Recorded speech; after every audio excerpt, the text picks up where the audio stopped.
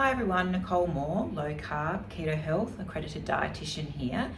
I am going to be asking a question that I got today, so I thought I'd actually pop in and answer it to all of you out there that are on the low carb ketogenic journey for whether it's type 2 diabetes remission or pre-diabetes management or weight loss or other chronic disease and inflammation.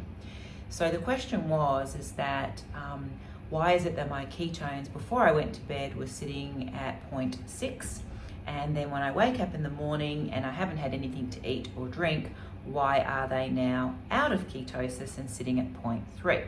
Great question.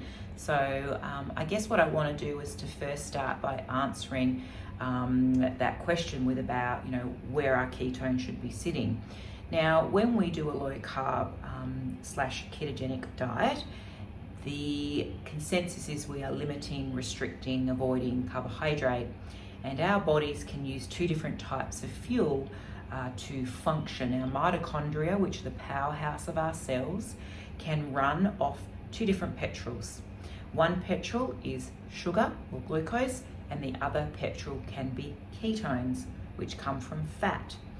And generally we are all running on, people who are following the SAD diet as I call it, which is the standard Australian diet, people are running off sugar.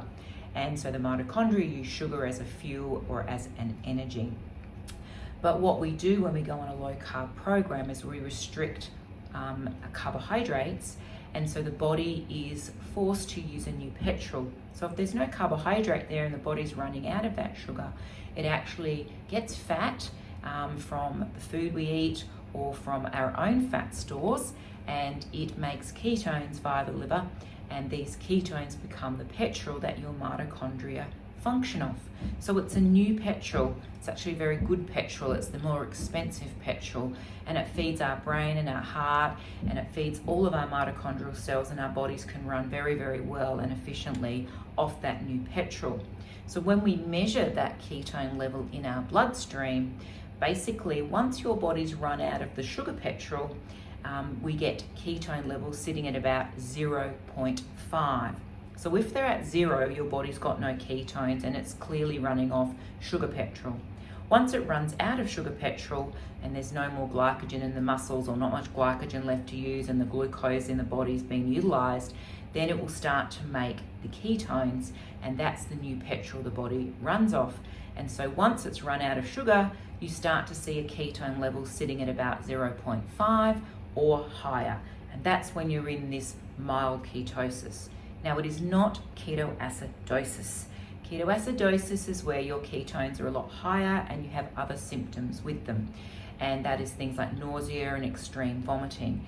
And ketoacidosis generally cannot happen if you are simply doing a low carbohydrate diet. You will go into ketoacidosis if you're a type 1 diabetic that is taking mountains of insulin and not eating food. If you're on medications like SGLT2 inhibitors, then you can go into ketoacidosis if you are not being managed properly. But generally, ketoacidosis is not something that you will hit unless you're on insulin.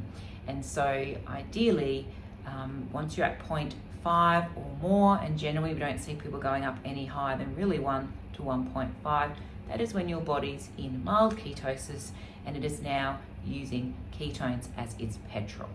So the question then being, they went to sleep and their ketones were 0.6, so they were in mild ketosis, their body was in fat adaptation, it was using fat as a fuel, which is great to keep blood glucose stable and help with putting type 2 diabetes into remission and help with your weight loss.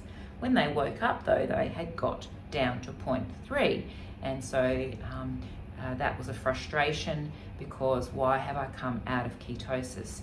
Now what we need to remember is that when we go to bed at night, we are technically going into a fast because there's going to be a very long window where we're sleeping and we're not feeding. And so what happens is our bodies have to go through what we call gluconeogenesis. And gluconeogenesis is where the body takes non-carbohydrate substrates and makes them into fuel for our bodies to run, and that makes it into some sugar, because we do still need a little bit of sugar in our blood, but our body is very, very good at making its own sugar. So it will take amino acids, which come from protein, and it will take glycerol from fatty acids or fat, and it can actually, through gluconeogenesis in the liver, make sugar. So overnight while you're sleeping, your body's really amazing at making its own little bit of sugar that it needs to function and for the brain while it's fasting. And so what can happen therefore is that you're going to get a little bit more sugar in your blood overnight.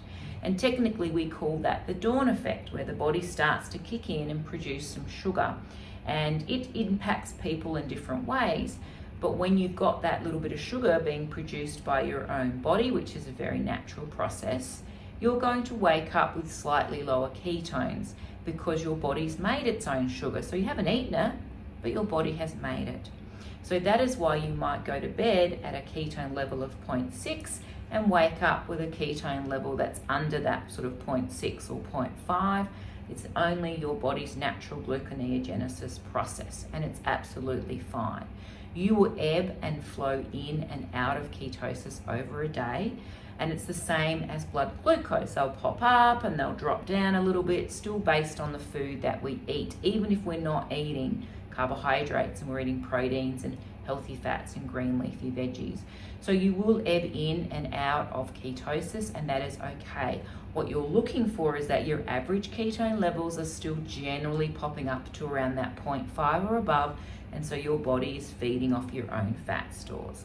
You will always get a drop in your ketones, often in the morning. So we often say, don't worry about what your ketones are in the morning. You're better off taking them before you break a fast. So before you maybe eat your later breakfast, or before you eat your lunch, or if there's a long fasting period before dinner, try and take them at those moments. Generally don't take them when you first wake up, because you will see that dip in your ketone levels. So I hope that gives you a little bit more information of how to understand your low carb journey. And please feel free to post any questions that you have below, because I will be happy to pop in and answer those questions to help guide you on your journey. Also visit us at lowcarbketohealth.com.au. We have resources on there if you want to come and visit us or book an appointment. We have an amazing team to help you. And also look out for our retreats that we have and our 12-week low carb programs. So lovely to chat to you, and I look forward to your questions and or questions coming through, and I'll be happy to answer them. Bye for now.